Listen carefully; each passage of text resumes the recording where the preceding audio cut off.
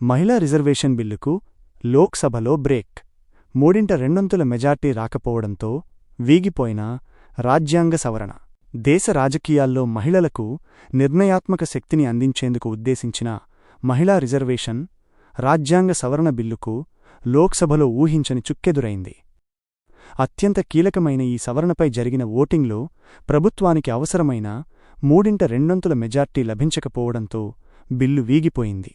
పార్లమెంటులో చోటు చేసుకున్న ఈ పరిణామం ఇప్పుడు దేశవ్యాప్తంగా రాజకీయ చర్చకు దారితీసింది. ఈ బిల్లుపై జరిగిన విభజన ఓటింగ్లో మొత్తం 489 మంది సభ్యులు పాల్గొన్నారు.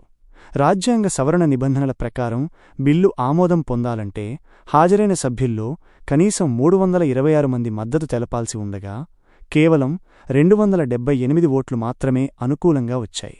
మరో 211 మంది సభ్యులు బిల్లుకు వ్యతిరేకంగా ఓటు వేయడంతో అవసరమైన సంఖ్యాబలం లభించలేదు.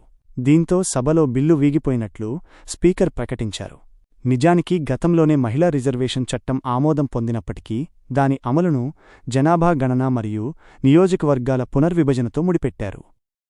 అయితే ఈ ప్రక్రియతో సంబంధం లేకుండా రాబోయే ఎన్నికల నాటికే రిజర్వేషన్లు అమలు చేయాలనే ఉద్దేశంతో ప్రభుత్వం ఈ తాజా సవరణను ప్రవేశపెట్టింది.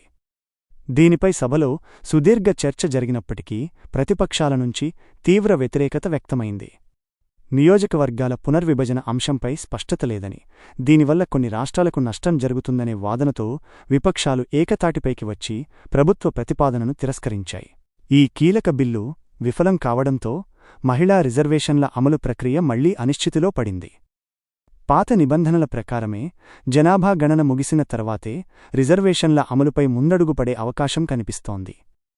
మహిళా ప్రాతినిధ్యంపై దశాబ్దాలుగా సాగుతున్న పోరాటానికి ఈ ఓటింగ్ ఫలితం ఒక పెద్ద అవరోధంగా మారుతుందని రాజకీయ విశ్లేషకులు అభిప్రాయపడుతున్నారు. అటు పాలకపక్షం, ఇటు ప్రతిపక్షం ఒకరిపై ఒకరు విమర్శలు గుప్పించుకుంటుండటంతో ఈ అంశం రానున్న రోజుల్లో మరింత వేడెక్కే సూచనలు కనిపిస్తున్నాయి.